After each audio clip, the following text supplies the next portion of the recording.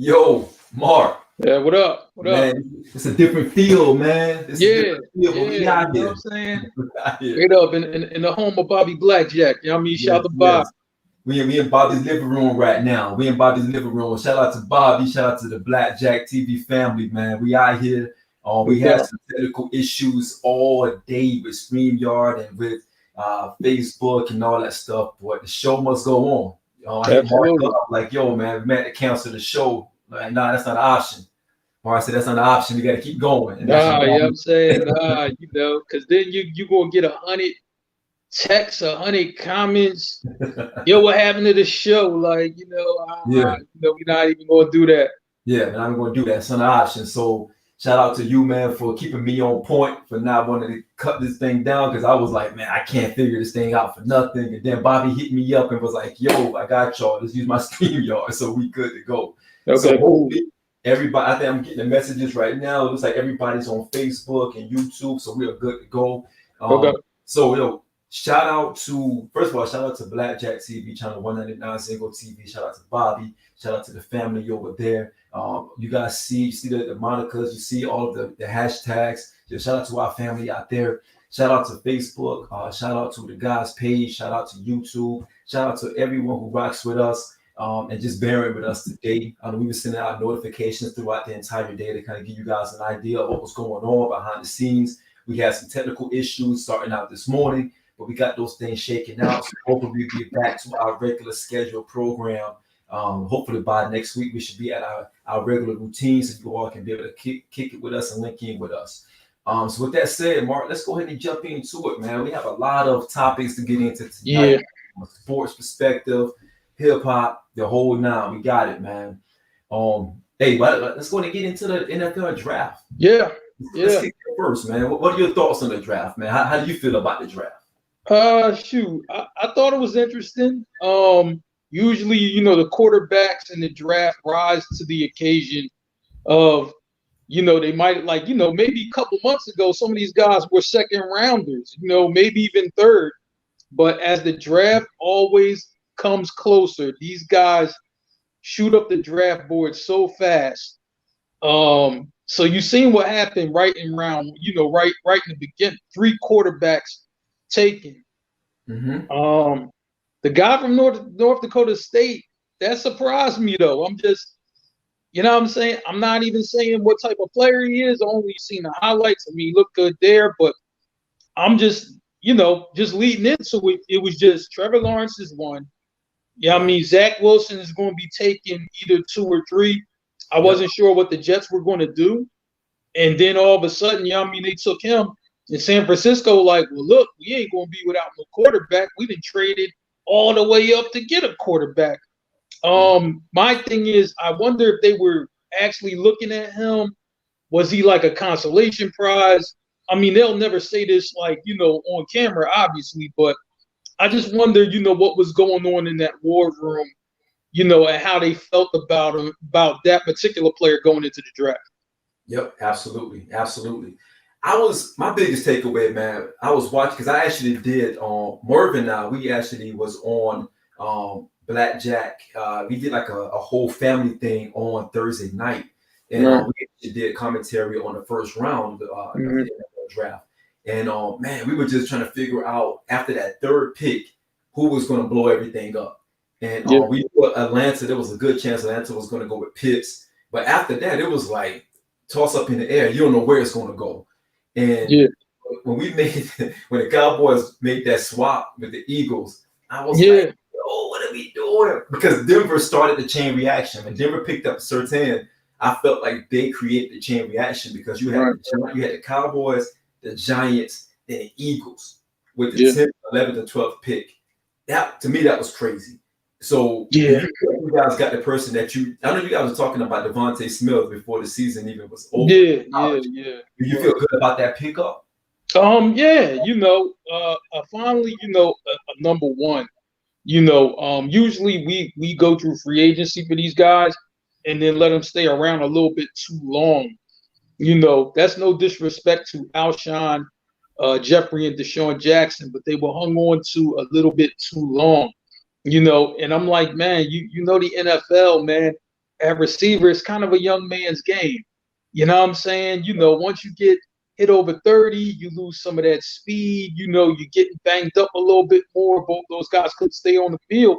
It seems for like the last 2 seasons. And, you know, when that starts to happen, you can't just hope and pray that they come back. You have to address the situation. I think the Eagles could have addressed this many moons ago. Yeah. But finally, you know, they got it right. They got the player that they wanted. The Giants, I know, did want him, you know, and, you know, it's the Eagles and the Cowboys making a deal is like watching 2 bad guys unite on wrestling. Like that's what it reminded me of. You know what I'm saying? You know, so I'm just like, man, I was happy with it. And one more thing I'm gonna say about the draft is that you have to understand what your team's philosophy is, right?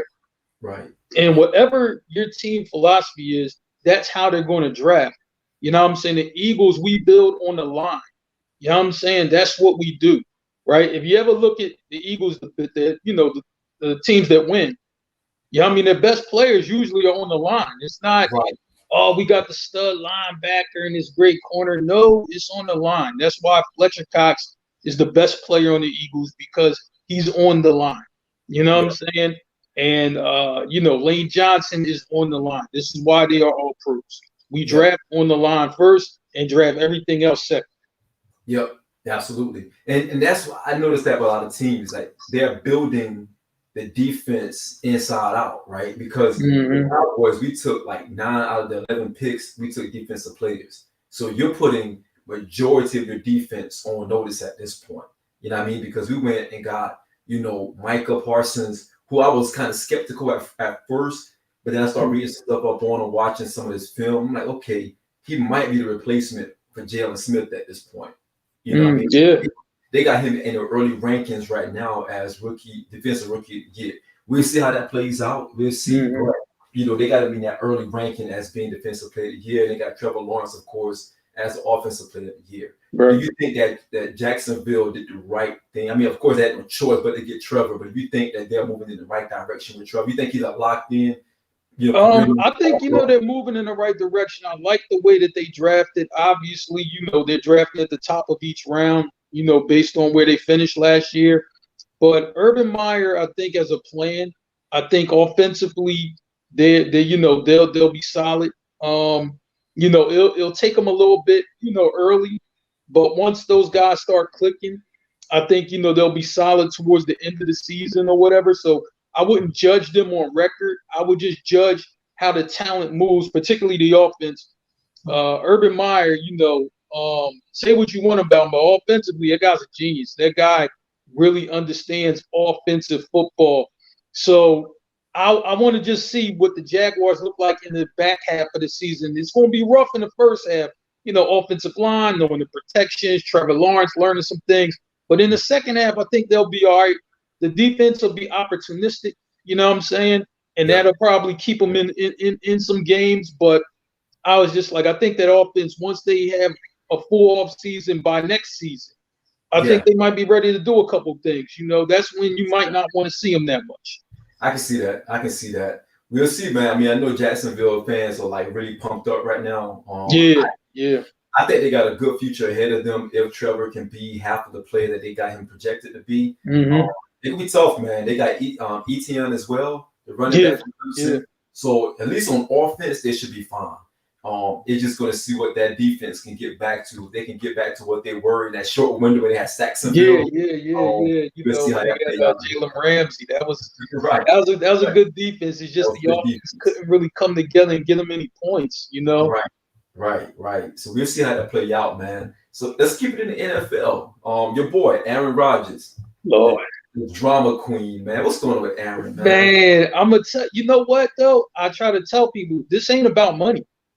He's really at odds with the GM, you know. And when your star player is at odds with the GM, usually that is a bad situation waiting to happen.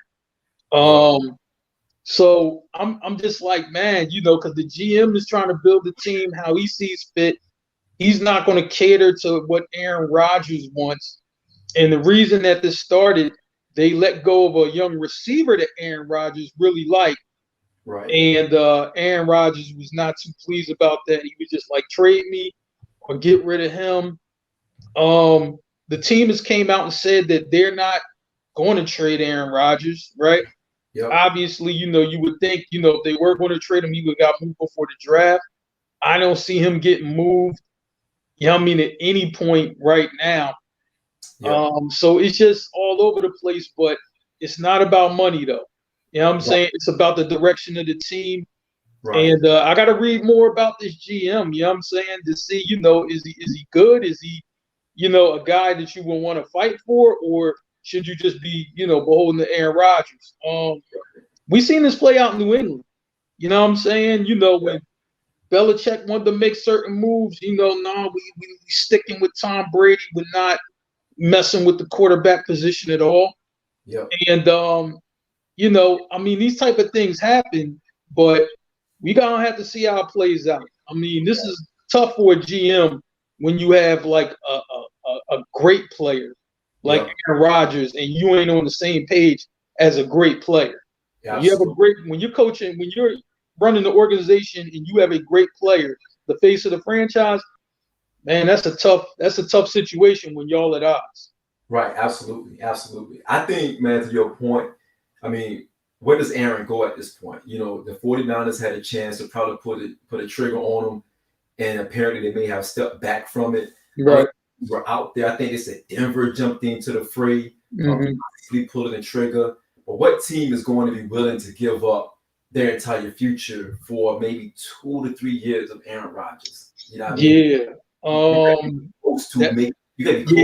That's tough. And I think, and you say 2 to 3 years, but I'm like, it's going to end up being more like 2 years because Aaron Rodgers is going to be a Packer this season. So you really going to, if they can't fix this, they're going to have to address it again the next season.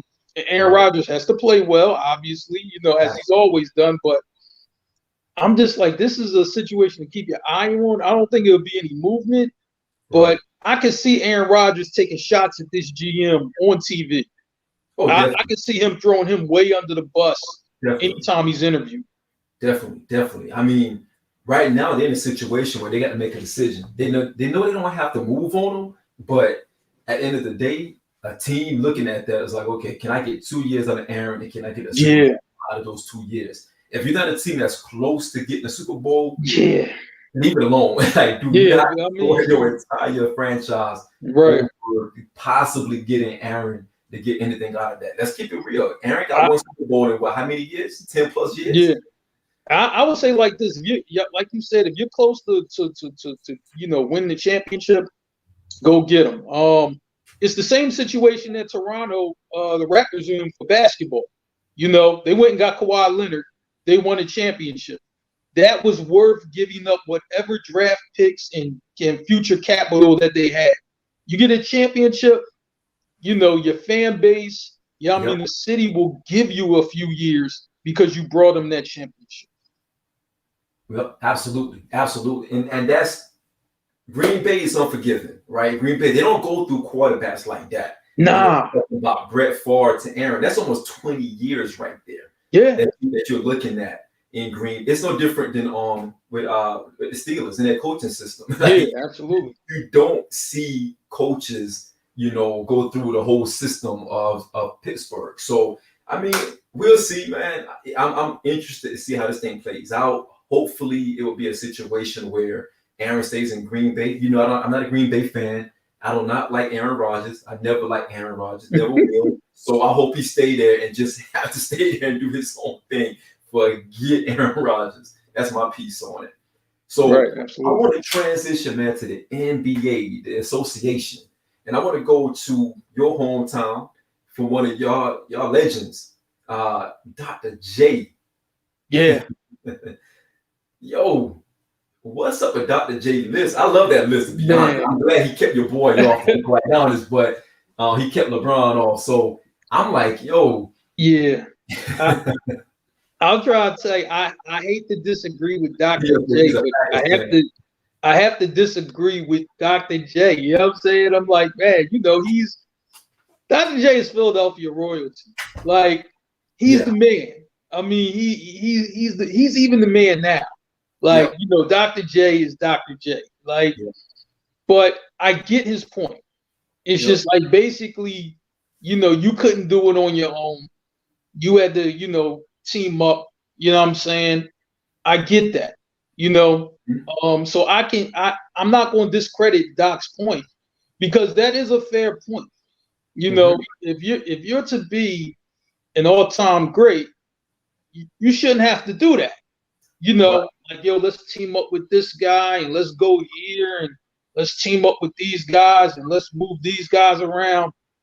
You should be able to, go ahead and make it happen, with the guys that you got.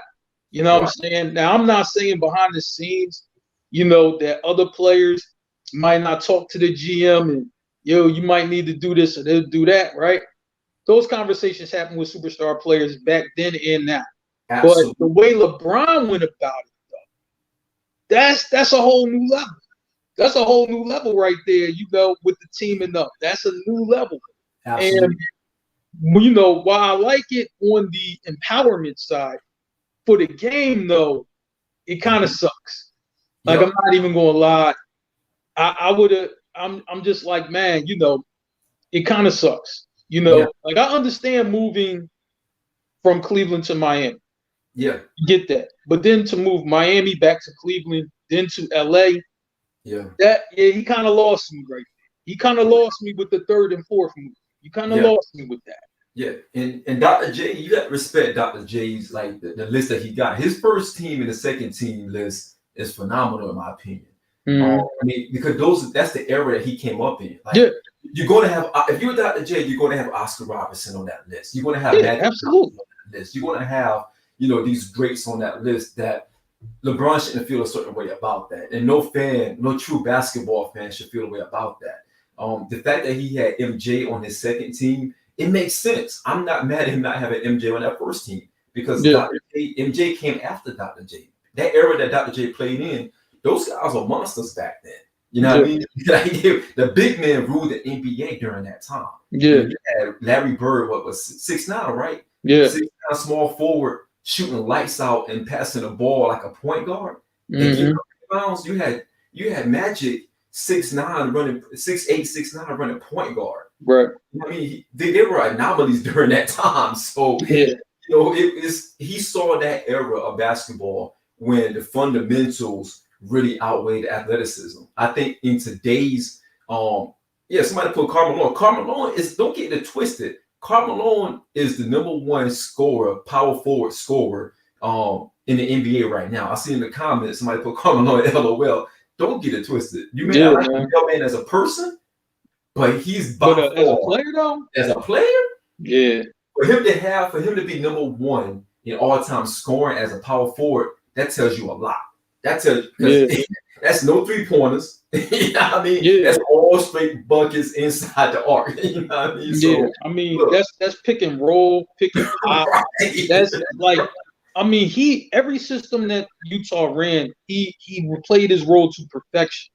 He was able to do this for years and score at an alarming rate. You know what I'm saying? Now, understand, I'm a Philadelphia guy, so every time the Charles Barkley, Karl Malone thing comes up, you know what I mean? I'm always going to go Sir Charles, but I'm like, man, for me not to give Karl Malone his props, you know what I'm saying? And not say that it was some things he did better than Charles Barkley, that's just true. I can't lie about that. I mean, Karl Malone, he was a great scorer, good rebounder, you know what I'm saying? He was tough, physical. I'm just like, man, that's what you would want in a power forward. Like, I mean, you can't deny, the talent or the work ethic. You can't deny it at all. Yeah, you can't. I mean, look, I think he had Karl on the second team. I think second all-time team as a power forward. But I think on the original, I want to say he had Bill Russell. I think he had Bill at the he moved Bill Russell to power forward. Okay. Right, and he gave Wilt the 5, which makes sense. So I can live with that. Honestly, I can live with it. I mean, I love the list. I thought the list was a very unique list. And let's not get it twisted. Dr. J deserves that respect. Yeah. He's very people that I talked to that knew about him. Like my father, huge Dr. J fan. Like huge Dr. J. He actually met Dr. J a long time ago. I told you about my father. He knows Philly that very well. He was born in Philly. And he met Dr. J during the basketball circuit when he was playing ball real heavy. Right. He said, "Man, look, that list that Dr. J gave, that's no surprise. He's not going to change his opinion. He said you can press him all you want. Yeah, change his opinion. He's a man's man. So he's like, I don't care how y'all feel about it, accept it." So I feel you. Man, I'm glad he put that list together. That's a great list. Yeah, so, I give him credit for that. Oh yeah, absolutely. So let's get into some hip hop, man. Let's get into some hip hop. Khaled, the album. Right. Man, I saw so many comments over the weekend, man. I read so many things, man. I saw so much stuff on Facebook, on YouTube. Star from Star and Buck Wild went crazy on them. I didn't realize how many people dislike Khaled. Yeah, they call him a culture vulture. I'm gonna tell you know what with Khaled is two things that people it just rubs them the wrong way. First thing, they don't like him on any record. They don't like him saying anything, yelling anything. We the best. Like people hate it. You know what I'm saying? Now, as like an inspirational type of dude, when he's kind of giving his speeches or whatever, people can take him there. But on the record, it's just not needed. You know, especially when he does like a live performance, like one of the award shows, and he's on the stage. You know, in the choir, like I think they did the thing with Nipsey Hussle and they had the choir singing. He's running around. We the best. We the best. Like, shut up. Right? That's number one. Number two, right? Even though I think he has like some tracks that are really good, a lot of people feel a lot of his records are overproduced. It's no need for the extra stuff to be on the beat. And they just think he's an over-the-top guy and yells a lot, and people ain't feeling him sometimes. That's just, and you know, with the album kind of reflects exactly what I'm saying. I'm like, it's a decent album, right? But you're going to hear records, right, where, the beat is good, but it could be better if you would have left this out.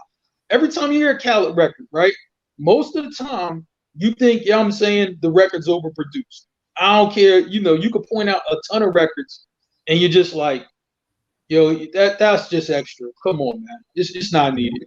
It's not. Absolutely. And I listened to the album, Mark. I'll be honest with you, man. I was kind of underwhelmed, man. I'll be completely honest. Like, if you not surprised. It was like, if you really listen to the album, is it a good listening album? Of course. But you and I, we're hip hop heads, right? And when you listen to that album, the key thing that stood out to me was all he did was flip a lot of classic songs beats, and just put the hottest artists on those beats right now. Real talk. Like, if you think about it, like he remixed almost every classic song that had a beat, like a classic beat to it, and put an artist on it. You know what I mean? It wasn't. I don't think it was original. I don't think it was original. No. I'm not shitting on the album. I think the album is solid. I was underwhelmed because if you got those artists of that magnitude, give me some original music. I mean, give me original beats at the very least. Don't take a classic beat and speed it up or slow it down, or or resample it some kind of different way and think that we're going to be like, okay, we're going to rock with that. That's just my opinion. Because to me, I don't think he used the artist right. I think he just threw them on there. Like, like I'm hearing it. I'm like, that ain't even his flavor. Like, why would you put him on this and think, this is what's up? Like, it don't even fit his voice. It don't fit his flow. Nope. Like, it's almost like when Dream Team, what was that?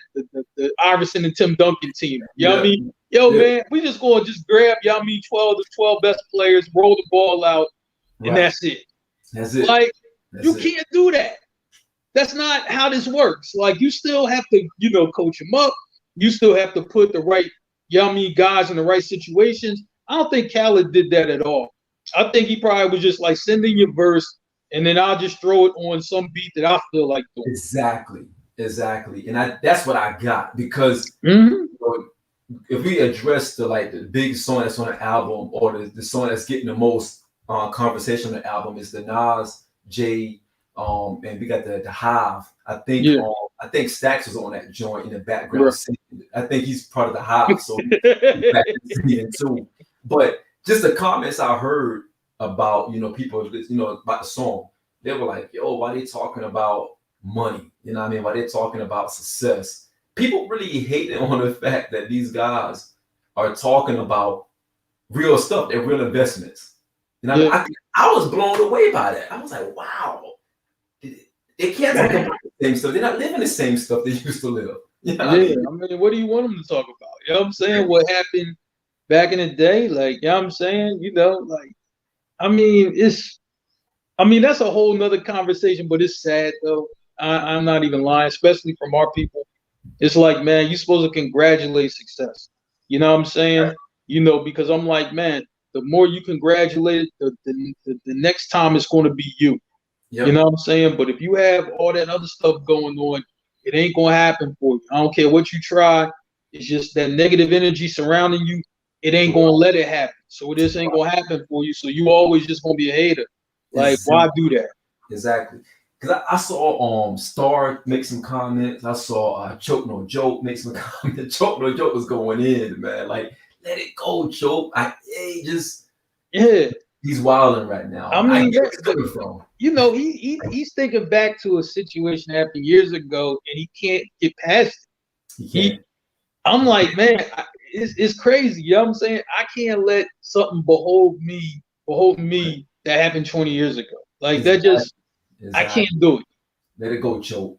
Let that go, man. Yeah, so I'm sure the album is going to fizzle out. That's one thing about albums like that. They don't stand the test of time.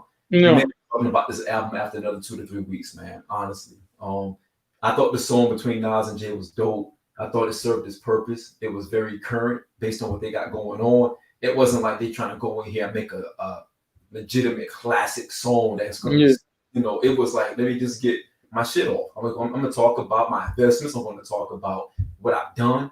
And I got another beat. That's all it is, man. So much love to them brothers for even doing a song together again. Shout out to Khaled for putting them together. He was able to get Beyonce to drop a little one-liner or whatever you want to call that. I give Khaled that. He brings people together. I give him that. He does. He got the juice. Khaled got the juice straight up. So let's go ahead and hop into the Mach 5, man. Okay. AKA the Mark 5. So I want to kick it to you first. Right. But Conor McGregor, man. Yeah. You think Conor's gonna fight again, man? He's making all this money, man. You think Conor? Man, I'm trying to tell you, if he does, I think he'll take the blueprint from what I'm gonna call Floyd Mayweather Conor McGregor's OG because he kind of showed him how to branch off and do what he's doing right now.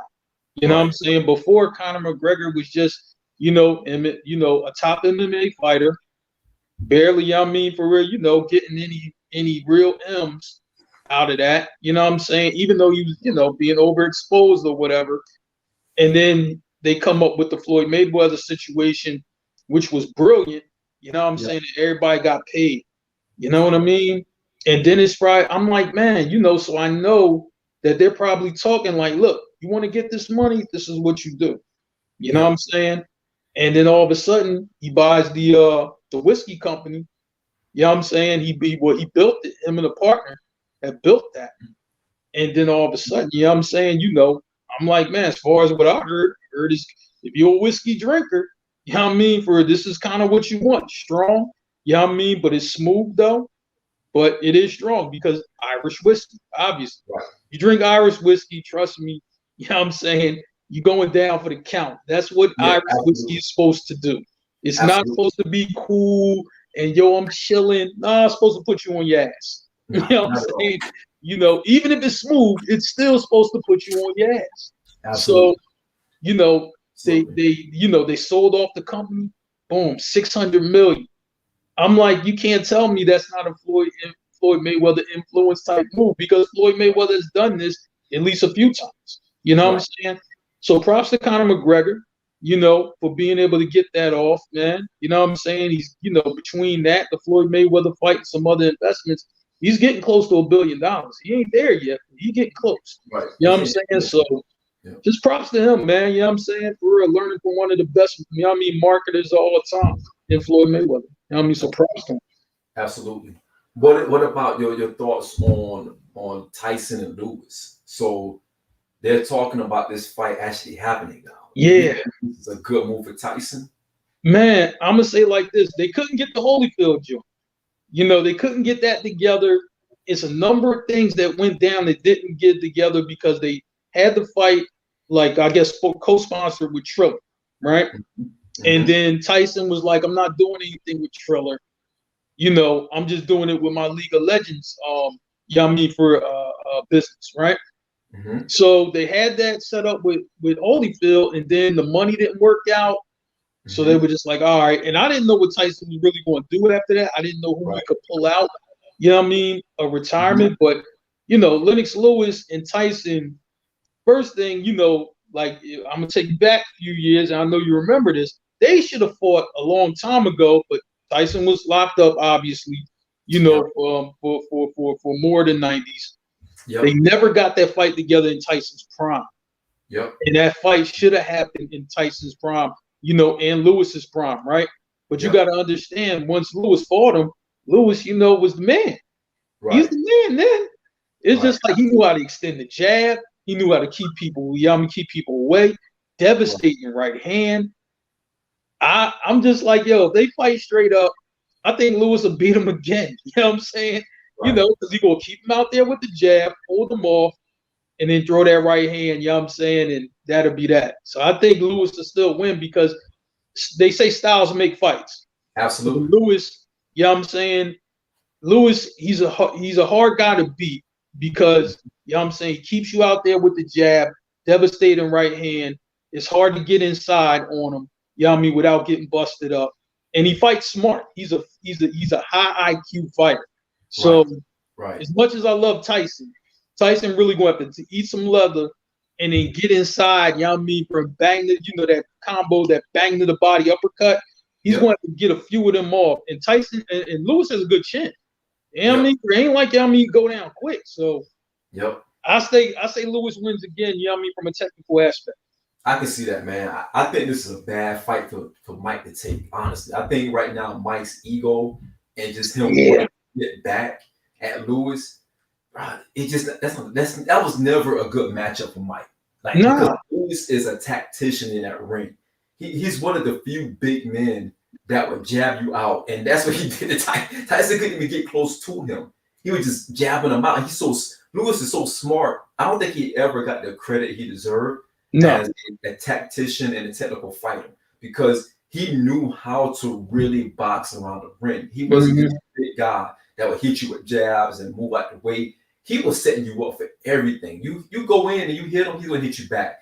And that was Tyson's downfall with Evander Holyfield. Holyfield was a great counterpuncher. If you miss Holyfield, he's going to hit you hard. And that's how he beat Tyson the first time. And that's how things got awkward the second time. Now you multiply that times 10 with Lewis, because now not only Lewis is going to counter you, he's going to keep you at arm's length because he's so long. And I just think this is a bad move for Tyson. I get it. It'll be a feel-good story if he can come in and pull off the upset. But I don't think Lewis is going to go into that ring half-baked. I think he's going to go in there to show people that, look, I'm still Lennox Lewis. Don't get it twisted. You disrespected me. You thought that I was just, just this average guy. I'm not talked about amongst the legends. So let me reestablish who I am. Because he gave Evander Holyfield fits. Like he made Holyfield look like nothing. And I think Lewis still trains. Like he still, he still does. He still jumps in there. Yeah. And you see him on telecast or whatever. I'm like, he know.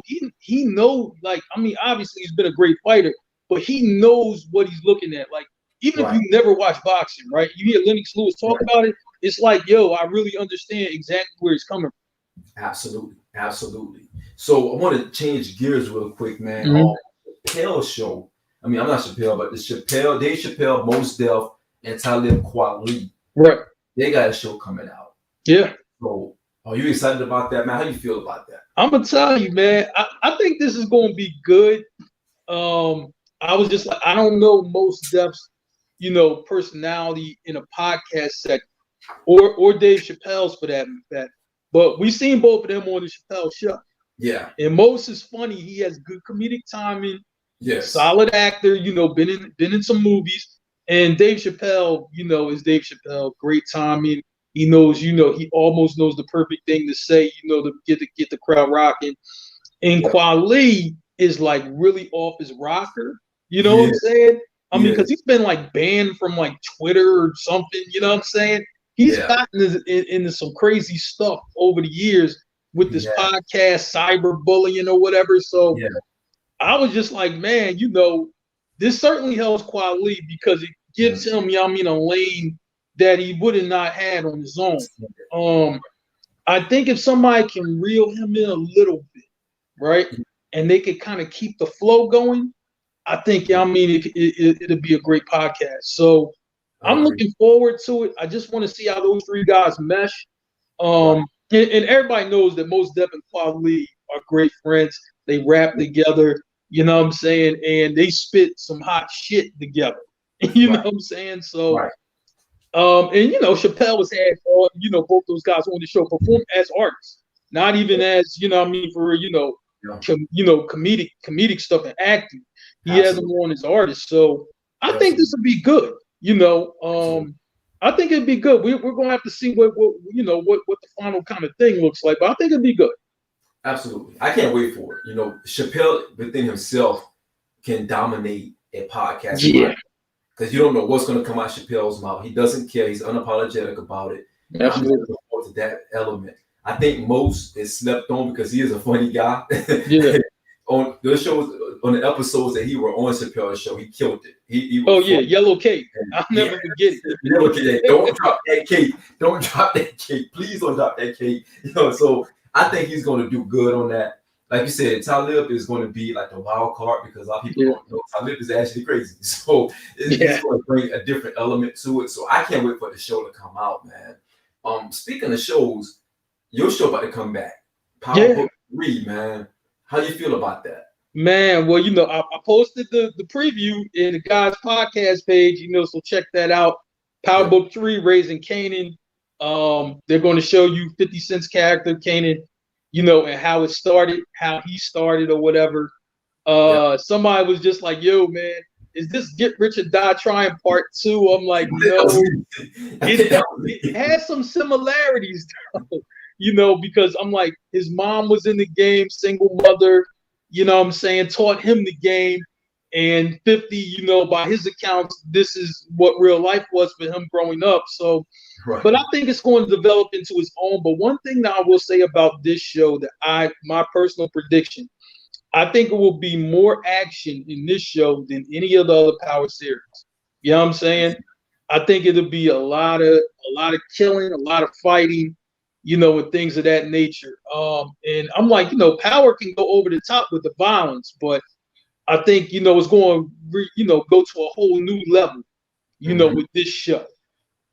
I think so too, Stacks. I think it's going to be, shout out to Stacks, man. Stacks is in Facebook jail. Shout out to my man. Hey, free Stacks, man. We're going to get free Stacks. Free Stacks. Let Frank Stacks free, man.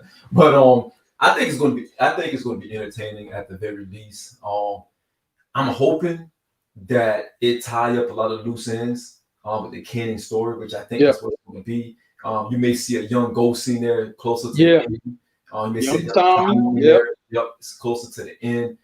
There's no telling where that could go. I was the one who said that is this going to be Get Rich or Die Trying part 2. So I'm hoping, free Stacks, man. Get Stacks out of Facebook jail, man. Y'all can't out there, man. So I'm hoping that the show actually turned out to be good, man. So, man, and I'm gonna say like this, man. Shout to Raising Kanan, 50 Cent. For, they had, 50 put out the video, a couple months ago, had the VIBEZ boys in it, all the old school cars, with the old school rims on it and everything like that. So it's really going to have that 90s feel, So whatever you was rocking in the 90s, all the cars, that you wanted to get when you was a youngster, all of that stuff will be in there, the Pelly Pell jackets, you know what I mean, and all that stuff. So yeah, definitely. It's gonna be, I'm gonna say like this, it's gonna give like a nostalgia, yeah, you know what I'm saying, that you should want to watch the show because you know what I mean, absolutely. it's gonna take us to a moment in time when we were, 16, 17 and what we was rocking and what we was listening to and all of that stuff, man. So I mean, I would say, that's gonna be fun. And then, for the young Jami who are coming up, you know what I'm saying, and everything recycles. So it's like, man, I Right, can see some young rappers recycling stuff from this show. I can right, see that happen. right, right, absolutely. Um, Speaking of shows, you also got Wu Tang: The Saga Yes. Continues Part Two. They're actually shooting that show not too far from where Bobby stays. So hopefully Bobby can Wow. sneak in there and get one of those guys, man, to hop on the show with us so we Yeah, can absolutely. pick their brain, man. Um, Man, and those guys do such a great job. Like if you watch the first season, yeah, I'm just like they did an incredible job, man. You know what I'm saying? Because we grew up on Wu Tang, right? But I mean, just the acting and and they're telling the backstories of how these guys met and right, everything like that. I just think they did an excellent job. And the Wu was around the mhm, series, so it wasn't like they were just throwing something together. They were right, absolutely able. Guys were actually able to reach out to the real people and right, just like, yo, how would you say this? Or how would you do this or whatever? I heard interviews with Dave East. I heard interviews with the guy who played RZA. yeah, I heard interview with a guy who played Ghostface. And they right, all say, yo, we actually talk to these guys. You know what right. I'm saying? Like, regularly, just to make sure we get everything down right. I think Right. that's dope when you can study, you know what I mean, for real, from people who lived it. Absolutely, absolutely. So, Bobby, if you're listening, try to get the Lullas into that Wu Tang cast. they don't stay too far from from that whole joint, man. So, Yeah, get them in as extras, man. Even if they had to go by and do a drive by or something like that. No, That's no, it. get the Lullas in. Take that wardrobe back in time, and then go ahead and do your thing. You know what I'm saying? So Tina B, get the crew together. Y'all need to jump in there. Yeah, just do something, man. I can't wait for it to come out. Wu Tang's my first love. I cannot wait until that season two come out. I thought season one was a really good setup. Yeah, I think this is season two where they're going to really dive into it. So I cannot wait. There are only some small things I wish they would have added because, of course, we know the story of Wu. right. We know majority of the story. We heard it so many times. I think Jizzle was actually working on a documentary that I'm definitely here for. So I'm hoping Mhm. they go back and retcon some of that stuff and kind of put it out there. But Yeah, RZA did say they did a lot of that stuff just for cinematography, so they can make sure that it looks good for TV and looks good for the show. But right. there's some things out there that I know that we need to get in. So I can't wait. I can't wait. Well, I want to make a quick pivot before we get into our main topic, Okay, man. Let's I want to go to your salute segment. okay. Every week you like to salute, black excellence, and you like to Yeah, salute those out there who's getting it, man. So you sent me one of it. It was Young Thug. I don't know yeah, that story, so can you share with me why you want to salute Young Thug? yeah, man. I want to salute these young guys, Young Thug and Gunna. You know what I mean? For the rappers that are out now, successful. It was guys, who, got locked up, on maybe a misdemeanor, but they had bails. You know what I'm saying? Some of the bails ranged, pretty high, for a crime like that, a little bit unfair. And I think, Young Thug was talking to Gunna about this. He was just like, that's kind of like not fair, to set the bail this high for this type of charge. And they were just like, look, we just went down to the jail and anybody who had these charges, we bailed them all out. I'm just like, man, just to kind of just think about that and just, because they heard from somebody, who was a cousin of one of the guys who was in there, and just to Mhm. be like, yo, instead of just being like, yo, let's go get this guy, oh, let's get everybody. It was like 50 people, you know what I'm saying? And you just bail them out, because it was just the right thing to do. I mean, salute those brothers just for doing that. You know what I'm saying? They were saying that they took both of them took money that they just got from a show maybe the previous couple days ago, right? And I'm like, man, show money is your bread and butter. That's the bag right there. The Mhm. fact that, you know what I'm saying, it's like basically they gave a free show because they gave those bags away to get these brothers out. I'm like, man, that shows a lot about character. And hopefully, I hope more rappers and more people, in this industry follow that. And just if you see something unfair, you know what? Instead of just being like, that's messed up, yo, do something about it. Do something about it. Absolutely. So your other salute you want to give out was Shaquille O'Neal. Yes. O'Neal's son. So Yes. what made you want to give him a salute, man? Man, he has just signed to play with Texas Southern. That is an HBCU down in Texas. If you're wondering, why he picked this school over some other, because he had other offers. You know what I'm saying? He had other offers, but the coach at Texas Southern, Johnny Jones, was an assistant coach when Shaquille was at LSU. And that's the connection right there. But I like to see these young brothers go into these HBCUs and things like that. And I'm quite sure that it would continue. But I want to see more of them there go to these HBCUs, man, because I'm just like, if you're a kid, just look at the coach, whoever you're about to play for, his track record on, on race relations, on things of that nature, right? And you know what? If it don't add up, you know what I'm saying? You do not have to go there. You know what I'm saying? It's an HBCU waiting for you, that can get the job done. And guess what? It's good coaching. Deion Sanders, obviously at Jackson State, Mo Williams at Alabama State. So, I mean, it's enough experience, you know what I'm saying, in whatever sport you're talking about to go around. So I'm just like, man, I want to see some of more of these guys commit to, you know what I'm saying, a HBCU or whatever. And you don't have to always go to a Power 5 school or whatever, because guess what? If you can play, the pros will find you. They always do. Absolutely. Shout out. How tall is that dude, man? Do you know his size? Oh, Shakir, he's 6'8". Oh wow. He's a small forward. You know what I mean? These kids, man, they don't play in the paint anymore. They all, you know what I mean? The tall kids play outside and the guards play in the paint. I don't know how that works, but that's the way they do it now. Yeah, absolutely. Cool.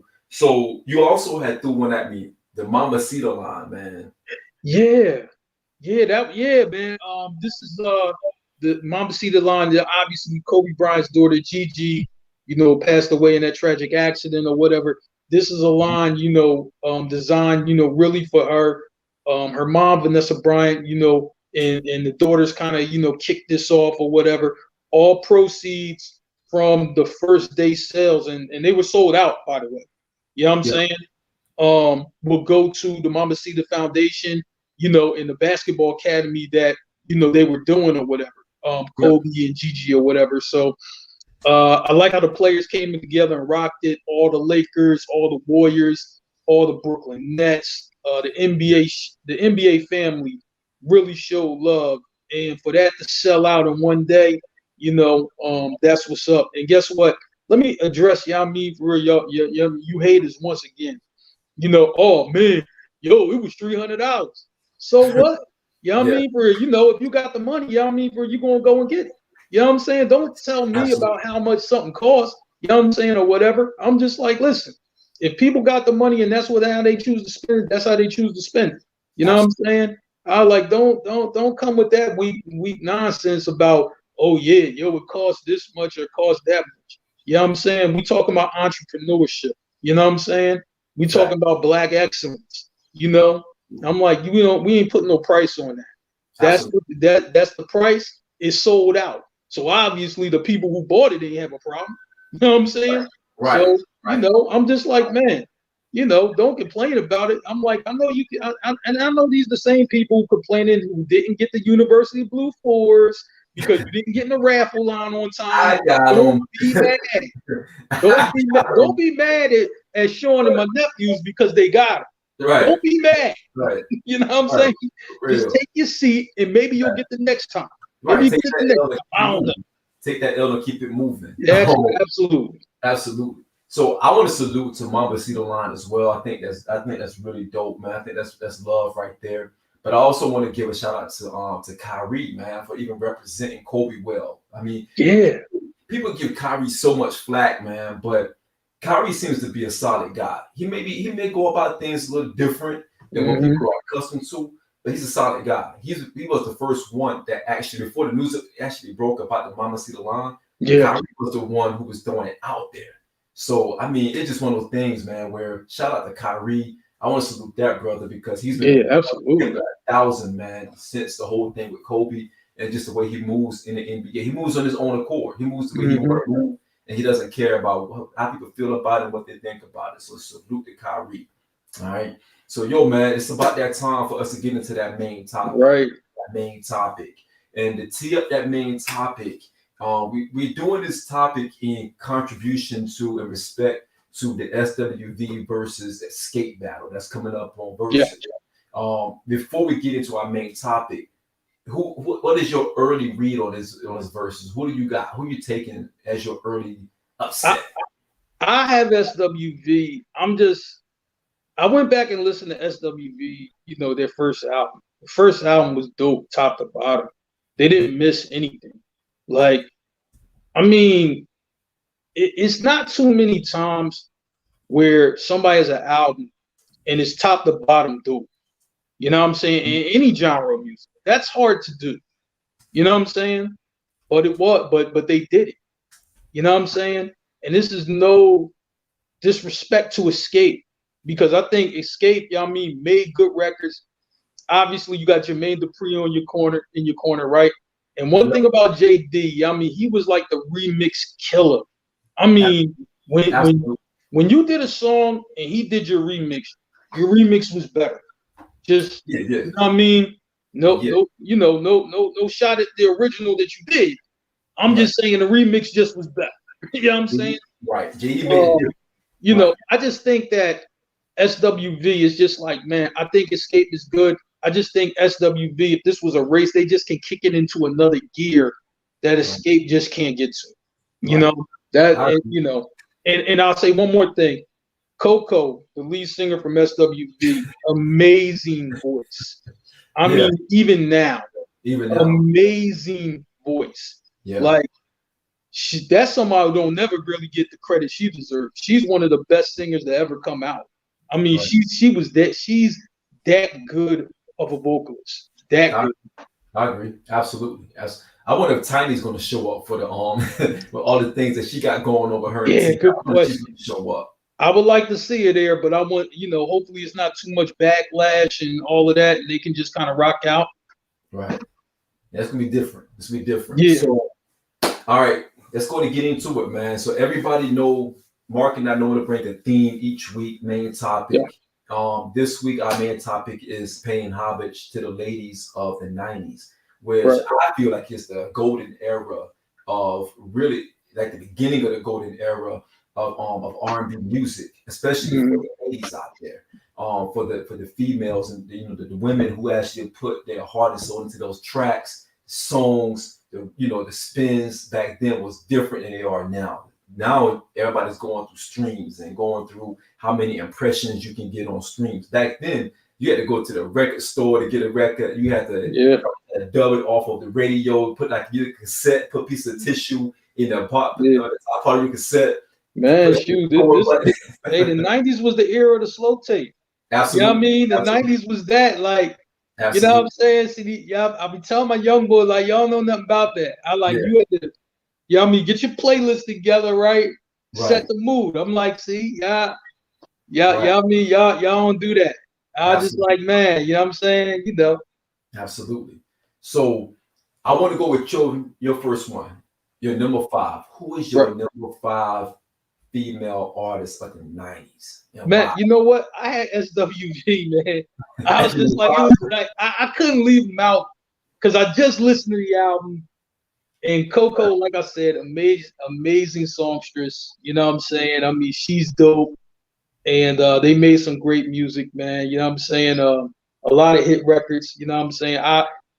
Right Here, the Human Nature remix, you know what I mean? For real, with Michael Jackson. That was my favorite song by them. I still love that song to the day.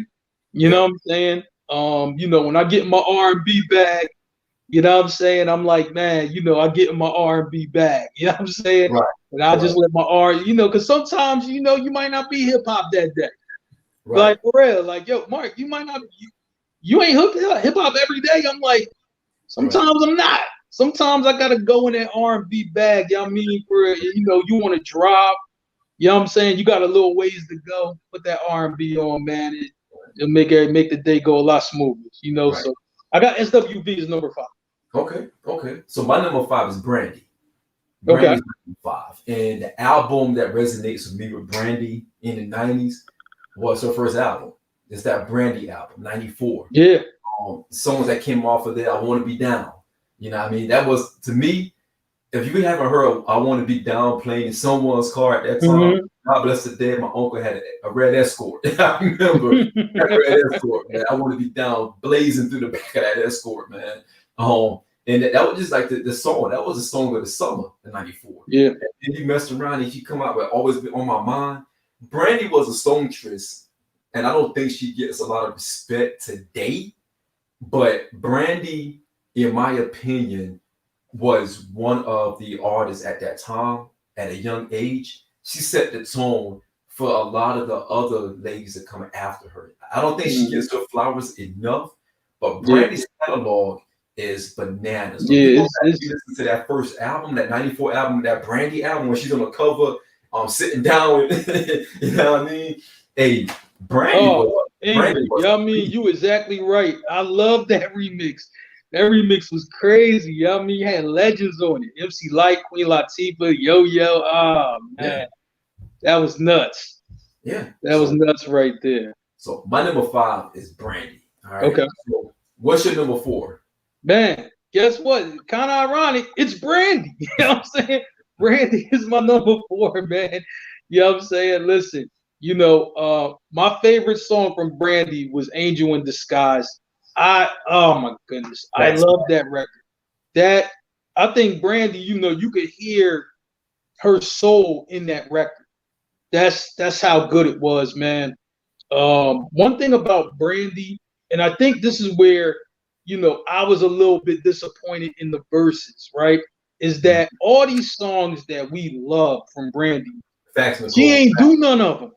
Mm-hmm. She ain't do none of them. You know what I'm saying? I'm just I'm like, oh, Brandy, come on, you ain't play that one. This is the one where where you dumped Quentin Richardson from the Clippers. I was just like, come on, man, that's the record we want. You know what I'm saying? So I'm just like, man, but Brandy, she has so many dope songs, right?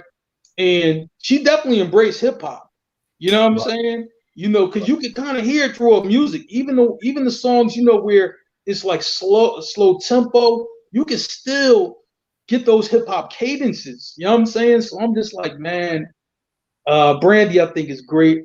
She still does good music today. You know what I'm saying? Yeah, like, she's a songstress.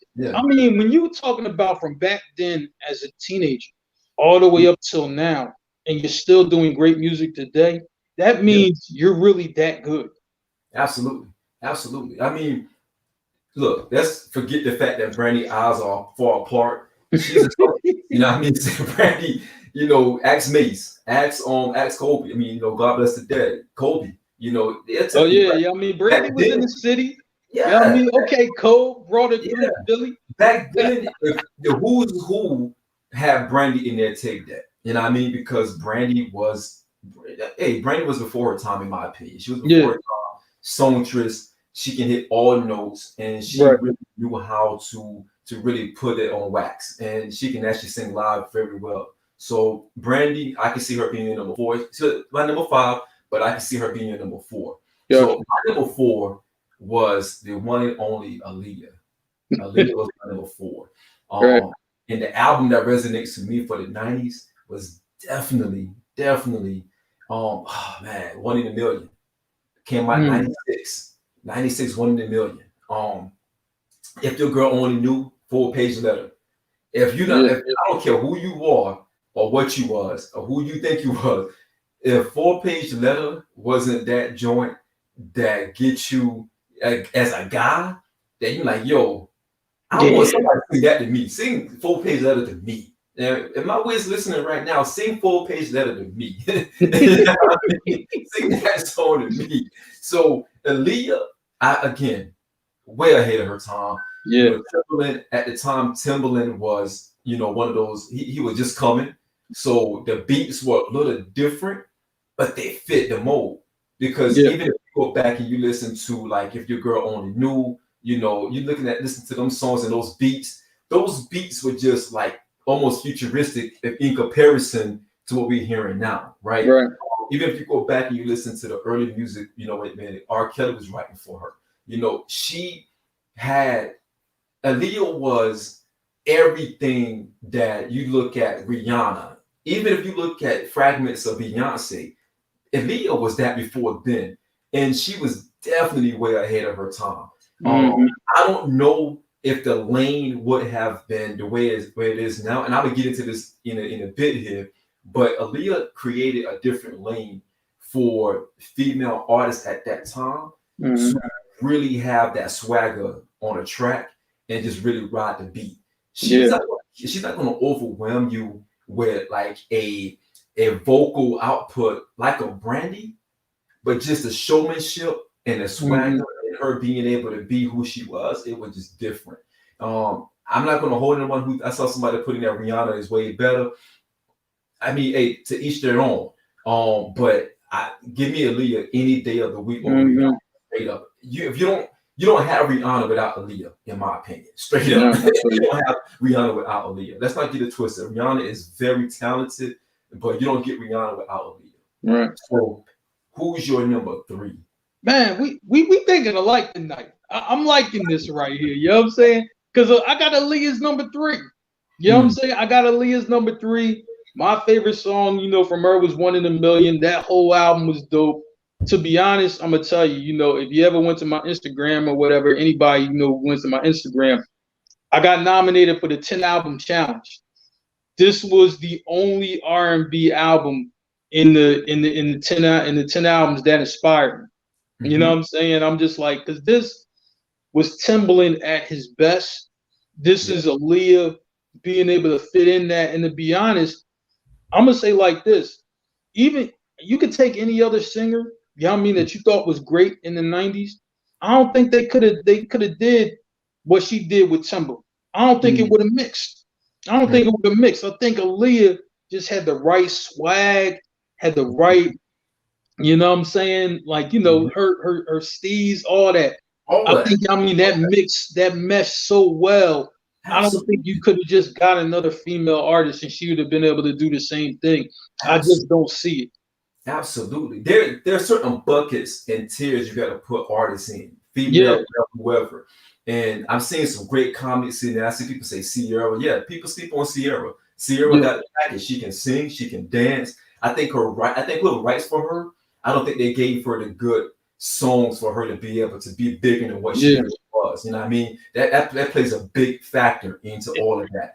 And Aaliyah just has swag though. Like, man. You know what I mean? It's just something about her and showmanship and all of that. Like, even if, you know what I mean, you could put on a good show, don't mean you got showmanship.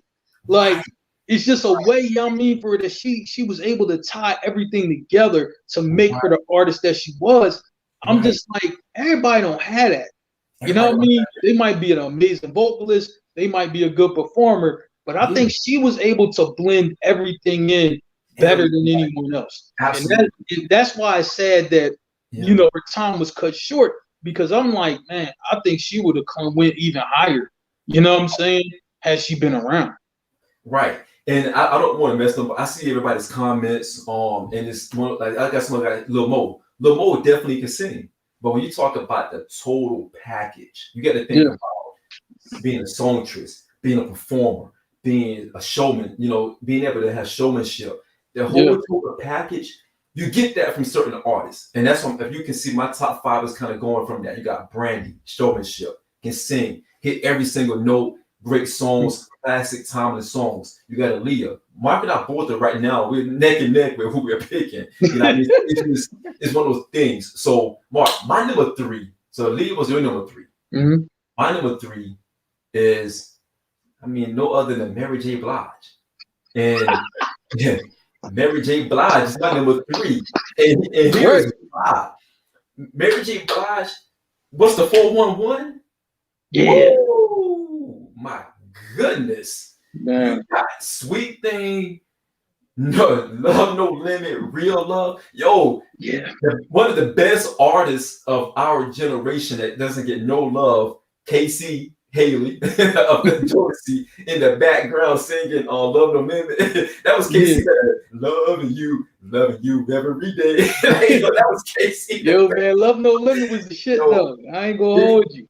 Yo, anybody who does not think that Mary in the top 3, I told somebody this before. I told to my Wiz, I was like, yo, put Mary and Beyonce on verses and watch Mary smoke Beyonce. Watch Mary smoke Beyonce in a versus battle. Let's take away all the Beehive, stacks. If you're listening, I'm sorry. Yo, let's take away stacks in the Beehive and let's just focus on their body of work. Mary is something special. And we said, you cannot mention 90s R&B without mentioning Mary, male or female. Mary would give dudes some problems. Mary would give dudes problems. Straight up. I don't think anyone wants to see Mary in a versus. I've already said, I was like, if Mary was in a versus, it would have to be versus R. Kelly. I couldn't see anybody else, you know what I'm saying, that could do anything with her. That's just the way I feel about it. I think, that's just the way I feel about it. Hey, Mary, I see Stacks said, stop it. Kyle said, no. Kyle, I'm telling you, get your best 20 Beyonce songs and put them up. Man. Mary, Beyonce, no. What? Yeah, true. Look, B is legendary. Hey, listen, man. No disrespect to B, and people love that Formation record. That wouldn't even crack the top 20. You know what I mean? Like, if you put that on, that's a loss, automatic. Automatic. Like, ain't nothing you do with that. I'm just, come on, man. I just like, yo, if what you call Beyonce got 5 rounds, I'd be surprised. 5 out of 20. I deal with that. To me, it said Mary can't sing. What in the world? Let's go. Don't matter. She make great records. See, people, man, people gotta understand this, right? You know what I'm saying? You could be the best singer in the world, right? If you don't make great records, guess what? It's gonna say you don't make great records. I agree with that. You gotta make great records. I agree with that. You know what I'm saying? If you can't make great records, then I don't know what you're doing. Right. Right, because there's a lot of artists out there that really can't sing, but they make great records. Hell, Usher is not really a crooner. Usher really is. But he makes great records. He made great records. Like, honestly, he makes great records. Absolutely. Hell, think about there's so many female artists out there that can blow anybody. Will blow Beyonce out the water. What's the old girl name that had all the kids? Kiki Wyatt. Yeah. Kiki with his man, give Kiki Beyonce songs and see what she do with this. Yeah. With them songs. Give Kiki some good writers and see what she do with them songs. Man. Don't get me started. All right. I'm gonna leave that alone.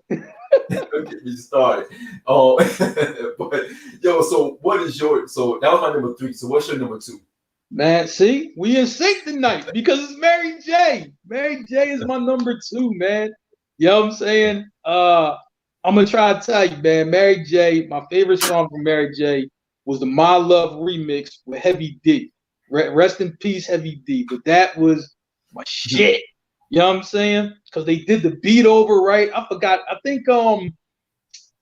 which producer was on that one. You know what I'm saying? But I'm like, yo, Mary was killing that shit. And then Hev just jumped in, you know what I mean, threw his part in there. Man, I love that record. You know what I mean? But Mary, you got to understand, queen of hip hop soul, right? You know what I'm saying? I'm just like, yo, she just says tons and tons of records. She could just hit you over the. She could just hit you over the head. You know what I'm saying? So you take all them records, right? And you just talking about her best 20. Yeah. She's smoking whoever come up against her. Whoever. You know what I'm saying? Like, I'm gonna tell you how disrespectful this could be. Mary actually can just play what's the 4-1-1 top to bottom and win a versus. Yeah. Like, I'm not lying. Like, you could get your best 20 over your career. She could play that album and she'll still beat you. You know what I'm saying? Like, that's how crazy that is. I'm like, I didn't include My Life. I didn't include, you know what I'm saying? You know what I mean, for that other album after that. Man, there's so much I ain't include. I'm like, Mary could beat you with her first album. You know what I'm saying? She don't even have to go to nothing else. Right. She put it on play, like my way to say. She go to the remix album, push play, walk out the room. Yeah, she can walk out the room. Deal with that. Yeah. She can walk out the room, grab a bottle of Ciroc. You know what I mean? Yo, I'll be back. You know what I'm saying? You know. So I'm like, Mary, you know what I mean? Mary's killing it. You know what I'm saying? Also, she kills it on Powers, Monet Tejada. You know what I'm saying? Come on, man. Your favorite singer can't do no shit like that. Cut it out. Kyle Stacks, your favorite singer, can't do that. I'm sorry. I know y'all the Beehive. I don't want to get clipped by the Beehive, but I got to agree with this. Like, even at the end of the day, and The Breakthrough was a classic album. Share My World, classic album. I mean, come on. These are classic albums. But here's the thing. Here's the catch to it. Like, I saw Mia post it. She put in there Beyonce, beauty, dance, voice, all that. Look, Beyonce B has the total package. She checks all the boxes. She can sing. She's beautiful. She can dance. She has showmanship. She checks all of the boxes. Yeah. But the box that she also checked, that a lot of these artists that we're talking about, and everyone put in comments like Little Mo and Kiki Wyatt, one of the things that she does not, that she checks, that a lot of these other female artists doesn't check, is she has a machine behind her. There's a huge machine behind Beyonce that makes her bigger than everyone else. You feel me? You put that same machine behind Mary. Think about this. Mary relates to those who have been through it. You know what I mean? If a female is going through, hell, if you're a guy and you're going through some things, you pop in that Mary joint and you pop in anything. Mary spits like through the scars and through the pain and everything that she's dealt with. The closest that Beyonce got to that was the Lemonade joint. You know what I mean? I'm gonna say like this though, like even with Beyonce, right? I'm just like, yo, like, you really telling me, you know what I mean, it's 20 records she got that knock you over the head? Like, come on. You know what I'm saying? I'm like, B is good, but I'm just like, yo, what records did she got? You know what I mean? And I mean 20 of them that knock you clear upside the head. That's my shit. I could just play that all day long. She ain't at that level. No. She ain't at that level. I'm sorry. And me, I'm not part of the Beehive. Stacks is actually part of the Beehive. Stacks is one of the Merv. You mean Merv? Merv part of the Beehive. They're part of the Beehive. I'm not a big fan. I think Beyonce overrated. But I acknowledge the talent. I just think she's overrated. I think the machine behind her is what made her bigger than what she really is. I'm gonna say like this would be. I think she puts on a great show. You know what I mean? I've seen her perform. You know what I mean? Concert. Like, she puts on a great show, but her music is pretty good. It's not, like, in some songs she has a great, but it's not a whole bunch of them. Like, you know what I'm saying? Like, that's what I'm saying. Her and her verses, trust me. You know what I mean? After she get past the first 10, she gonna go to all them all right shits after that. Right. You know what I'm saying? Like, yo, shit is all right. You know, Stacks bugging right now, man. My bad, Stacks bugging. All right, go ahead, Shawn. I'm off. So my number two is a wild card. Okay. And you have to understand where I'm coming from with this. Okay. Because I don't think a lot of female artists touch this number two. My number two is Toni Braxton. In the 90s, Toni Braxton reigned supreme. You go back and you listen to that album. You listen to the album that came out in, I think it was 93, the Toni Braxton album. Like, the title was Toni Braxton, when she had Breathe Again on there. Another Sad Love Song. You Mean the World to Me. Toni, look, people, let's not get Toni Braxton of the 90s confused with Toni Braxton that's on the arm of Baby. Let's not get those two people confused.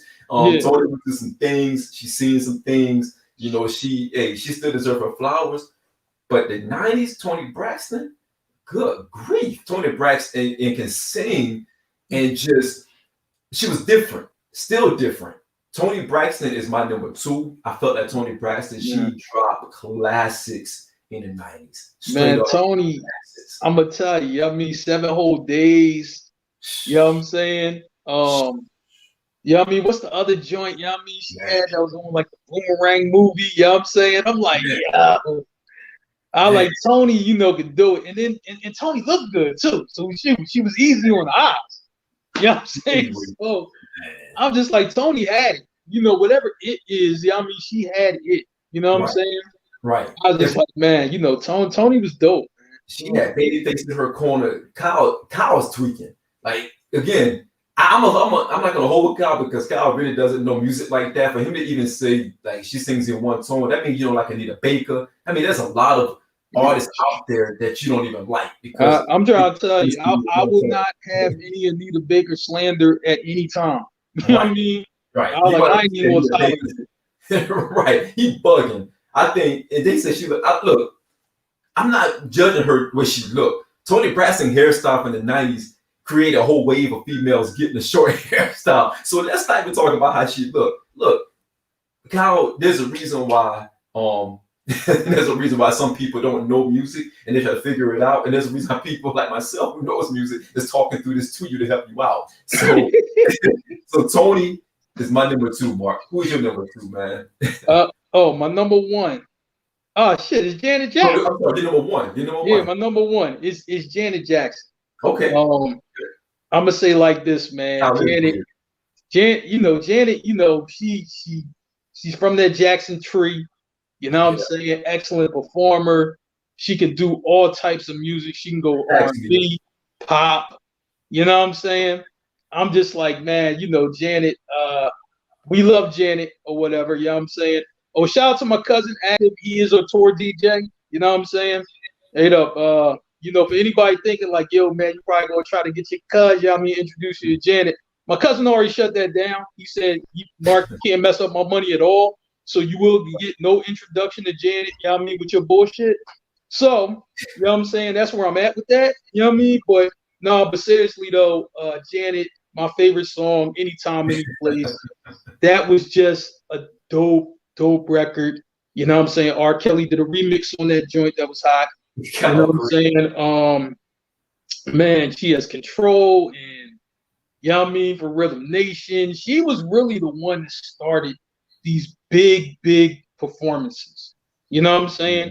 I'm like, man, you see the people like Beyonce who are doing these big shows now. None of that would have been possible without Janet. None of that would have been possible without Janet. You know what I'm saying? Because like, man, what R&B singer was selling out stadiums before Janet? You tell me. It didn't happen before Janet. You know what I'm saying? I'm like, Janet, man, you should repeatedly give her flowers. You know what I'm saying? Because, she was a hell of a performer. You know what I'm saying? And she made great records. You know what I'm saying? Okay. You know what I mean? For real, like, yo, if you want to say, she wasn't a singer, I'm just like, man, but how many of them singers you like to put on the show better than Janet? I'll answer for you. None. I'll answer for you. None. You know what I'm saying? Yeah. I was like, man, Janet's dope, man. Plain and simple. She dope. Janet, I was thinking about the list. I think I had Janet more in the I think I had her more 80s than I had 90s. But then I started thinking about she bridged both sides. Yeah, she was able to bridge. You know what I mean? She bridged both sides. And I think I struggled with Janet overall because I couldn't see myself putting her over my 5, especially my number 1. So my number 1 should be everyone's number 1, to be quite honest. I mean, if you were to keep it 1,000, anyone who knows music, Mariah Carey should be everyone's number 1. If you're talking about R&B ladies of the 90s, hands down, you show me one female artist right now, dead or alive, that accomplished what Mariah Carey accomplished in the 90s. You know what I mean? As far as from an R&B status. Mariah was killing it. That album that came out in 1990, and it's the name Mariah Carey is the album name, and you're talking about I Don't Want to Cry. You know what I mean? You're talking about love. You're talking about visions of love. Look, Mariah, don't confuse Mariah that you see today or the Nick Cannon Mariah or the stories that you hear about Mariah or Mariah Metz. Kyle, see again, Whitney is not in the 90s. Whitney was more 80s. If you pay attention, you will understand. There you go. So stop that bullshit stat. Yeah, Kyle, relax, Kyle. You got to look at everybody need to relax. You know what I'm saying? I'm gonna try to tell you, man. Mariah is goodness. I mean, a great singer. Check all the boxes. Great singer, right? Mariah checks all the boxes. Now, as far as I'm gonna say like this. Here's the thing, y'all. Me for I sing with Mariah, right? You know, when she first came out, it was more soulful, more slow stuff. You know what I'm saying? You know, then she got, you know what I mean, a little more hip hop, a little more fun stuff or whatever, right? I think her music, you know what I'm saying, for real, was good. I'm just like, man, there's some things that were great, but I'm just saying for the type of singer she is, I wish, you know what I mean, for her, she had, you know, great production around her whole career. I don't think, you know what I mean, she had that. And that's probably my issue, you know what I mean, with Mariah, is that I don't think the producers really could match what she had. It's just, it's like, you know, because I'm like, it's some projects that she was on, I'm like, it's almost like, I mean, you remember how Jordan was when the Bulls' first teams? Like he was averaging like 40 points a game, and the other guys they still couldn't win, even though he was dropping 40 every night. And I think that was Mariah in some cases, where she was an amazing singer, but whoever was producing and all of that, they couldn't match what she had. And that's a little bit of a downer for me. And that's no disrespect to Mariah. That's more disrespect, you know what I mean, to the people who were trying to put together some of these records. I don't know, man, because Mariah had had some dope shit. I'm not saying that she didn't. I'm just saying for Mariah, everything should be dope though. Right. Every record should be dope. It shouldn't be no drop off.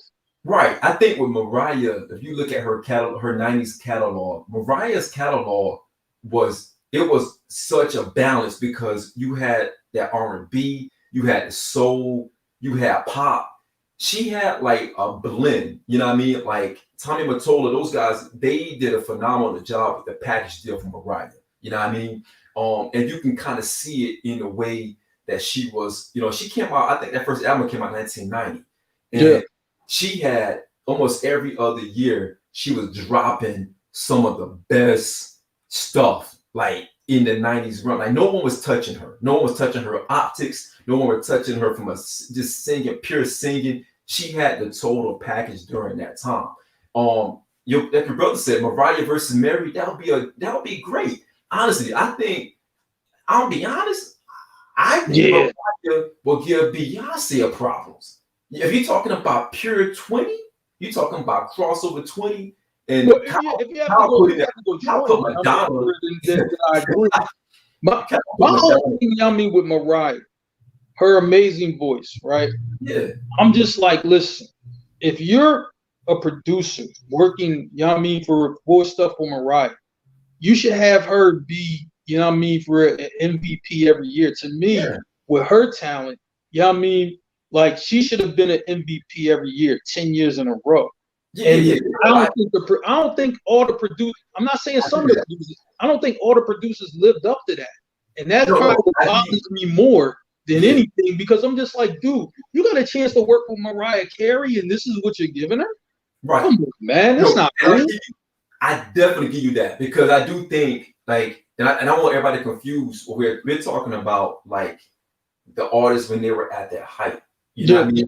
And Mariah she had like other artists, Tony, they had some drop-offs. I mean, Mary had a couple of duds in between that time, and she came back with the hit joints. Like when Mariah hooked up with Jermaine Dupri, and she came out, I think 05, that album dropped in 05.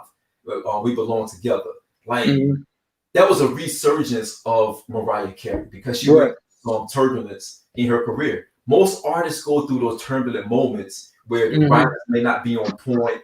You know, you think about Toni Braxton, when she don't have Babyface writing or penning her stuff, you don't get that same Toni Braxton vibe.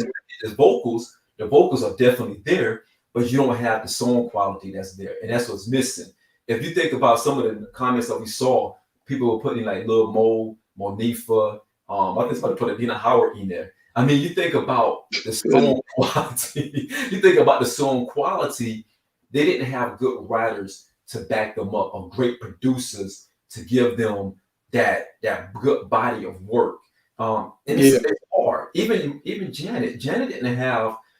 She had some dud moments in her career with some. I think you're gonna have that. Like as your longevity goes, you're gonna have some because you're gonna have some stuff that just ain't gonna hit the market. I get it. I'm just saying that when you have these great artists, right, like a Mariah and like some others, no, it's not. I'm just saying, man, you know what I mean? Like, yo, you should be like, yo, I'm in the room with Mariah Carey.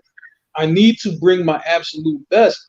I just don't think some of the people that she worked with brought their absolute best, and that's probably my issue. Right. So let me ask you this, Mark. Now that you mentioned that, do you think there's any artists right, female artists right now? And IJ, you're right. Janet is better with Jimmy Jam and Terry Lewis than she is with Jermaine Dupri. Yeah, I agree. It meshes very well.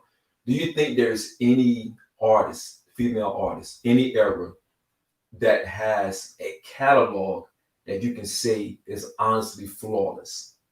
Do you think of anyone top of your head? I don't say the closest thing to flawless. Well, can we leave?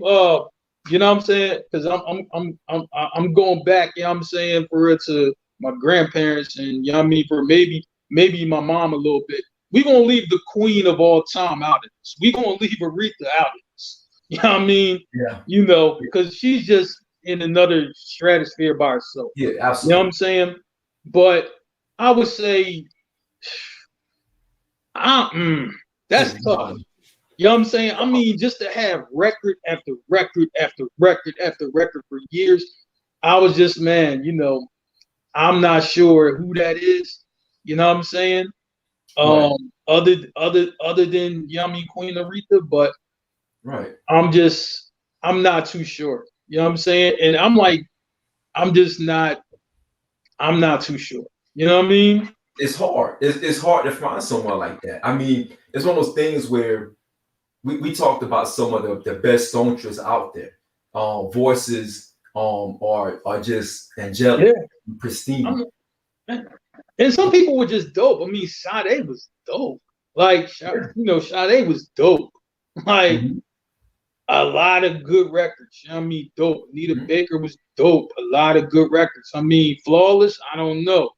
But, I mean, when you have artists, you know what I mean, that can consistently give you records, I gotta give you credit for that. So who you think, like, if you were to get someone, do you think that Beyonce has the closest catalog because her catalog is not as deep as some of these other female artists? Do you think that she has the closest, closer to anyone when it comes to catalog output? Because I don't think Beyonce has only about maybe 3 solo albums. Is it 3? Because she got like I said with Beyonce, I just think, to be honest, I think the performance and the visuals, right? Okay. Are better than the music. You know what I'm saying? And I think, for me, that's what makes Beyonce great. You know what I'm saying? Or very good. You know what I'm saying? I think it's the visuals. I think the visuals and the showmanship is fantastic. I think it's up there with anybody who you consider the best. It's just like her music, though, I think ain't at the level of her performance. Okay. You know what I'm saying? And some people have it in reverse. You know what I'm saying? I've seen Rihanna perform too, right? She's not that much of a performer, but I think her music is outstanding. Right. So I mean, for somebody to have the total package, to be able to have great records, hit after hit after hit after hit, and perform, as well, have the showmanship, and have the swag, and have the flair. Right. That's hard to do. You know what I'm saying? It's hard to do. Could Aaliyah maybe have gotten there? I mean, she had a strong start. She was with Timbaland. Timbaland, was the hottest producer in the game, period. You know what I'm saying? Right. Brandy had a great start. You know what I'm saying? Because they had gotten there, I don't know. You know what I'm saying? Right. I'm just like, man, like I said, when I look at B's just the music. I ain't talking about nothing else, just the music. Yeah. It's pretty good to me. You know what I mean? I can't say pretty good is great. Pretty good is pretty good. Absolutely. Like, Absolutely. you heard the records, Formation and Yeah.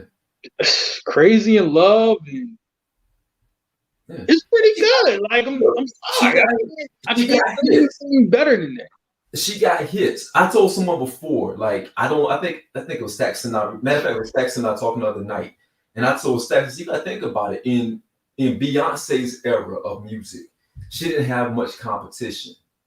That lane was wide open for a solo female artist. When she went solo, that lane was wide open. Who Mm-hmm. honestly, in her era, in her group, who could compete with Beyonce at that time? And even at somewhat at this time, because by this time, everyone, Mariah, Tony, Janet, they all had been, through the 90s, the 80s, you know what I mean? Yeah. So by the time Beyonce came out with B-Day, there was a lane that was wide open. There was no competition. You know what's crazy? The same thing happened with Nicki Minaj in rap. She had no rival. She really didn't have a rival. And you got to think, no when rival. Beyonce was coming strong, Rihanna was kind of really just getting started. So Absolutely. Rihanna couldn't rival her, you know what I'm saying, in any capacity at that time, because Rihanna was just getting started with the Pondé replay and all of that stuff. So I was just like, Beyonce kind of was solo and being able, to dominate. And I'm not saying she wouldn't have been, who she is, even if you had other artists out there. But I'm saying it's much easier to be the queen when it ain't no competition. You know what I mean? And like I said, Nicki Minaj had the same thing with female hip hop. You know what I'm saying? Just like she had no rival. So the name was wide open. And Kyle, I'm not saying that's her fault. I'm just saying that the quality of artists at the time when she came through, it really wasn't there. The lane was wide open. So she didn't have someone that you can say, okay, let me put Beyonce up against this person, or let's kind of categorize them in this lane, because she was far few between the best output during that time. You go back and you look at some of the names that I saw in the comments of some of the great female artists and some of the great vocalists out there, that it was crowded at one point. I mean, hell, I'll throw Vesta Williams in that group, in that 90s group, of having a sensational voice. You know what I mean? And it wasn't Vesta Williams. Vesta Williams was a beast. Congratulations, man. She was a you had them. I mean, Lisa Fisher. You know what I mean? Yeah. She had an amazing voice. Jill Scott was 2000, Kyle. Trust me. I would have dropped in the 90s if I could. Jill was 2000. That first album came out, 2000. She got nominated for the Grammy in 2002 or 2003, I think. Yeah. Yeah, it was like 2000. Was it 2003 when she first came out? Yeah, you know what I mean? But I think the first record she had, you know what I mean? And we obviously in Philly, we heard it before anywhere else in the world. You know what I'm saying? Was in 2000. It wasn't even in the 90s. Right. So again, you're talking about artists in their respective eras and who they're up against each other. The machine is going to get by. They will get behind who's ever is going to give them that stronger output. That's how it works in the industry. The industry is jacked up. That's why we still see shows like Unsung when they're talking about different things. They're talking about these artists who never had a chance to break, or they had they were one-hit wonders, or they didn't have the backing. And I don't want this to sound like we're bashing the Beehive or bashing Beyonce. That's not what I'm saying here. No, not at all. What I'm saying is she was in a lane of her own. And there was no other artist, in my opinion, female artist, in my opinion, that was going to give her a run for her money at that time. And it happens. It happens to some of the best artists out there. They just didn't have a lot of people pushing them. There was a time where Usher didn't have a lot of competition in his lane of music. There were people by the wayside. But then when you got everyone else started coming, Justin Timberlake and these other artists start coming around, it got crowded. So those guys had to step their game up. And the same thing for Mary. Mary, nobody called Mary the queen of what they call the queen of hip hop soul, hip hop soul, because that lane was hers. You didn't have many people, many artists singing like Mary and spitting like Mary and singing Yeah. like with that pain and just unapologetically sound like Mary did. Mary And had I think, I mean, for, you know, she should get her credit because I'm just like, it wasn't nobody doing what she did before she came out. And then once she jumped in that lane, you know what I mean? For real, you talk about Puff, you know what I mean? For, you know, Puff, you know what I mean? And Andre Harrell kind of bringing that, you know, kind of bringing that raw, you know what I mean? That raw energy and then putting it in that. I'm right. just like, that's how she got to where she got to. Nobody was doing that before that. And you got to think. No, Mary J comes, then Brandy comes, you know what I mean, with that hip hop flavor. Where do you think she got it from? She got it from Mary J. absolutely. Absolutely. Mary created that lane and she made it dope for young female artists to go that lane as well. Yeah, absolutely. You know what I Yeah. mean? And Beyonce, in her own right, she created a lane for people to want to step their showmanship up in the show. And that was it. But she got that from some of the greats, like the Tina Turners, and of course, the Janet Jacksons. Yeah. You That's know, how it and works. things evolve. I mean, that's Absolutely. what I'm saying. Like, you know, things evolve. You know what I mean? But to have an artist that could consistently just do everything, I just don't think we have that. I think we have people who get close, but you know what I'm saying? I don't think we had that. You know, they just good at everything. You know what I mean? That means all the Absolutely. records are good, the performances are outstanding. I just Absolutely. don't think we got that. You know, and that's No, no knock on anybody. You good at what you good at. That's it. absolutely.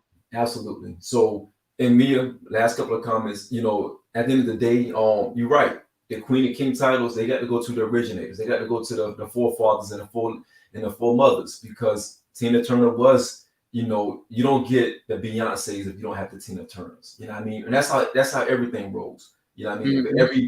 It starts somewhere. It goes back to the Yeah, origin. The origin absolutely. is where it Absolutely. starts.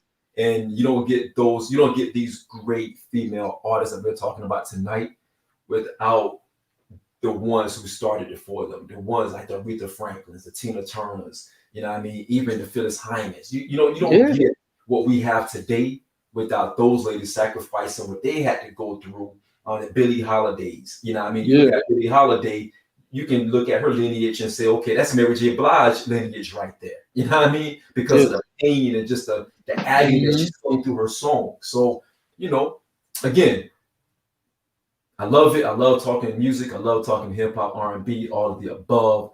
I think Kyle put in Madonna. Kyle, relax, relax, relax on that. So, again, I would tell everybody, Mark and I'm about to wrap this thing up. But I would tell anybody, just go ahead and do your research, do your homework. Go back and look at the lineage of some of these great artists that we enjoy today.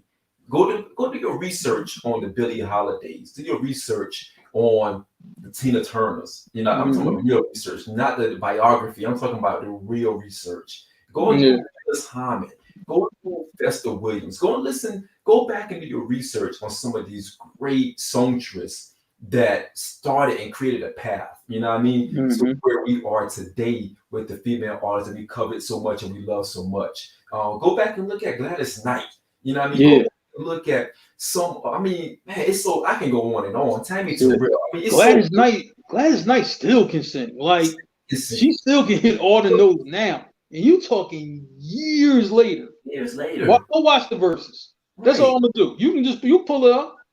You know what I'm right. saying? Go, Straight go up, look Patty at. ain't want that smoke. No disrespect to Patty, my mama LaBelle, because we love her. But Yeah, you know what I mean, for her mama LaBelle ain't want that smoke. You know what I'm saying? right. Hey, I gotta call like I see it. Yeah, do your research. Go back and listen to some of these great songstresses, man, that really paved the way.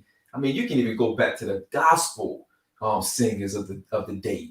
The Absolutely. old gospel singers who really put that pain and grit Yeah. in their songs, man, And and that's make really a lot where that started from. it's where it You know what I'm started. saying?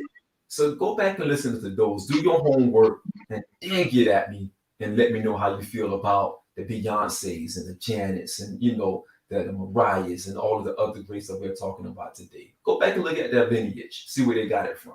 All right. Yeah, So, no Mark, doubt. closing, man. What do you got, man? What are your closing remarks, man? Man, you know what I'm saying? I'm gonna say like this, man. You know, that verses I think is gonna be a treat. Coming up was that Saturday, you know. I think that's gonna be a treat. Listen, y'all mean for a shout to all the mothers. You know what I'm saying? Shout to all the mothers out there, man. We giving y'all a happy Mother's Day, from us over here at the Vibes, man. And you know what I'm saying? Hopefully, y'all can enjoy that day, kick your feet up, and everybody, y'all mean for real, adjust to what you want to do. You know what I'm saying? So hopefully, y'all mean that happens. Y'all mean for real for all the mothers, you know what I'm saying, out there, man. Salute to all y'all. Absolutely, absolutely. Man, good show tonight. I love when we got people in the comments talking about music, their love for music, whether it's hip hop, whether it's R&B, pop, whatever. I'm loving the comments. Everybody still commenting on some of these ladies that we paying homage to. So I appreciate y'all out there for doing it. Out there engaging with us tonight. Despite all of the technical difficulties we've been going through. Yeah, Shout out, man. Shout out to Bobby, man. Shout out to Bobby. Much love to Bobby, man. Bobby absolutely. came through for the kids tonight. We actually we didn't know how we were going to get this thing to stream to our page or stream to anything. But Bobby came through in a clutch.